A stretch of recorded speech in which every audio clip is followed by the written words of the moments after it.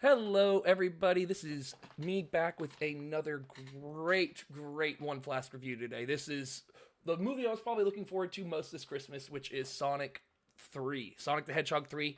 A great movie. I was smiling through it the entire time. Even without the flask, I think this movie was even better. Again, how this works is I go to the movie theater, I watch a movie and give a review right after it, coming home right away after drinking a flask during the movie filled with whatever I want it to be. So, just to get things started, this is a family movie. It is great for everybody. But I would say if you have ever been a Sonic fan or watched the first two movies, this is by far the best out of the three. I absolutely loved this movie. I was giggling, smiling the entire time. I couldn't really stop watching it. This is a movie I would definitely go see again in theaters. That's how much I loved it. But granted, I have a little bit of bias towards Sonic. He has been one of my favorite IPs of all time in the video game universe. And also the Sonic cartoon that was releasing back and I think like 0304 was amazing. And I watched that every Saturday morning. So I have a very big love for Sonic and just this whole universe. And I think they've really done well capturing the essence of what Sonic is and how the world works and everything of that.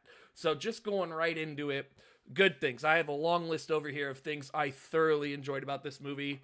Granted, the first off the bat, it had a really good story, both great for kids and adults. It was really heartwarming, it really funny. It actually, unlike Sonic 2, I felt like this one had like an actual overlying story completely, a lot of ups and downs instead of really all the ups or everything like that. So I do think this is one of, if not the best Sonic we've gotten out of any game or any show or any movie in a long time. I was laughing the entire time. It all the jokes. I am a big fan of dry humor.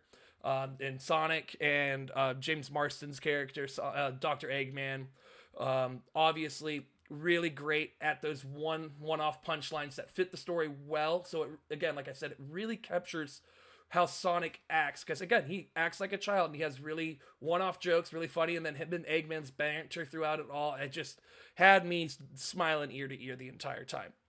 Speaking of James Marsden, again, the hit actor from that show, Jury Duty. I know he's been in a lot of movies, but I loved him in Jury Duty.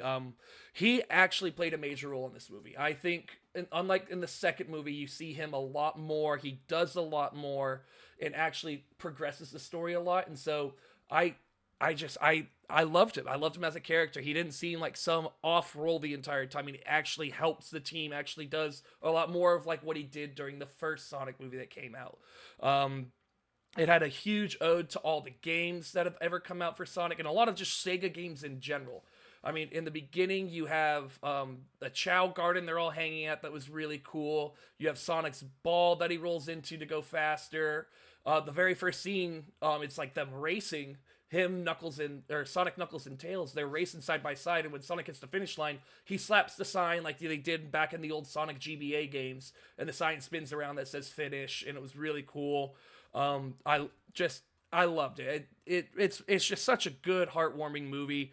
Jim Carrey, this might be his best movie I've seen him in. Acting wise, probably since The Mask. I mean, yes, he was great in the first two movies, but the fact that he plays both Eggman and Eggman's grandfather, and the side banters they have between both characters at the same time, it's just so unique, so funny. He's such a great Dr. Eggman. He really knows. It feels like he actually studied the role. He actually played the games, knows how Eggman's supposed to act, watch all the old shows and everything like that. So Jim Carrey, masterclass for Ivo Robotnik. It's just, again, you need to see this movie. I cannot express this enough.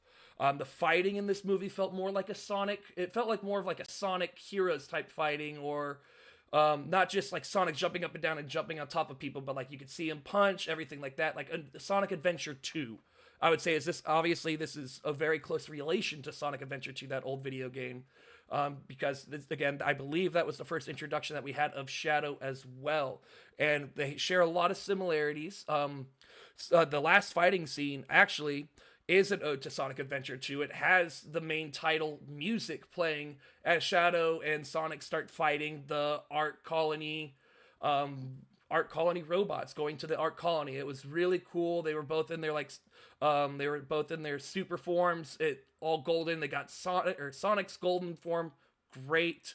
But Shadows, It's been a while since we've seen Shadow go full Chaos Emerald. And I think the way they designed him was really cool. They had all of Shadow's powers right of chaos energy and chaos control, of like stopping time and blinking in and out of existence for people. So I loved it. Shadow has been one of my favorite characters in general. He's probably a top 5 video game character of all time for me. I mean, usually if I play a Sonic game, if Shadow's an option, I'm choosing him over Sonic in both like any of the Sonic Heroes games. Sonic Adventure 2, I always start with the dark side, or Sonic and Mario at the Olympic games, I've always chosen Shadow over Sonic. I absolutely love the character, and Keanu Reeves did so well playing Shadow. I know a lot of people were hesitant, but I think he actually voiced Shadow really well. He got all of Shadow's like pauses and dark voice in there, and I just thoroughly enjoyed his performance overall. There are 2 really cool post-credit scenes. The second one after the full credits is a very quick 3-second snippet. I won't tell you that. You'll just have to see it for yourself, because I don't want to fully spoil what goes on into the movie. I know this is a spoiler review, but that one I'll let you save for yourself. But this one I will spoil. The middle post-credit scene is, we already got confirmation they're making a Sonic 4, and it really acted like a mini teaser for what we're getting in Sonic 4. We finally have the appearances of 2 major Sonic characters. I won't tell you who. I mean, but it's been if you know Sonic, you'll know the 2 characters. It's probably 2 of the biggest characters we have been missing so far. I thought they were going to make a gag out of one of them and it would show up to be like Knuckles or something, but it wasn't. And so I thought that was really cool. It actually has me almost more excited to get Sonic 4 in 2026 than I am right now, because I was really hyped about this movie. I was really looking forward to it, and they did super well with it. The story, again, cannot say enough about it. So I highly recommend going to see this movie in theaters. There were a few things that were off-putting, but again, this is a kids movie. So as a 28-year-old adult, sometimes you get the kids movies and you got to go through the slow stuff to send that message, and still great, but it was slow. The only thing that kind of irked me was Shadow's background. Yes, it has pretty similar, but obviously Shadow was supposed to be in like space on the colony arc and everything going on like that with Maria. And again, this is way more of an adult backstory, if you ever know, about Maria technically supposed to be getting shot and everything killed right in front of Shadow, XYZ in space, but they made it definitely more kid-friendly, which I understand that, but it's set up, and even if that part was bad, it sets up Shadow almost in the exact same way. So I thoroughly love this. If you have kids that like Sonic, or you've had kids that have watched the first 2, definitely take them to this movie. They will be laughing the entire time. I was sitting next to probably an 8-year-old that was just giggling the entire time, almost to where his mom was telling him to be quiet, which I didn't mind that much. I just enjoyed him enjoying it. It honestly enhanced my experience. So overall, I would absolutely give this an 8.5 or 9 out of 10. To me, this is a must-see in theater. If you have kids, like, this is definitely a kids movie. You could take them to the theater. A lot of loud noises going on through it. So if they're laughing or giggling, it's masked quite a bit. And even then, even the slow parts, it was still great. So highly recommend it. And thank you all for coming. As always, leave a like on the video. It takes real easy, just one simple button press. And if you haven't subscribed already, please do so and ring that bell so you can get notifications anytime I leave a review. Thank you all so much, and I hope you have a great rest of your week and have a Merry Christmas.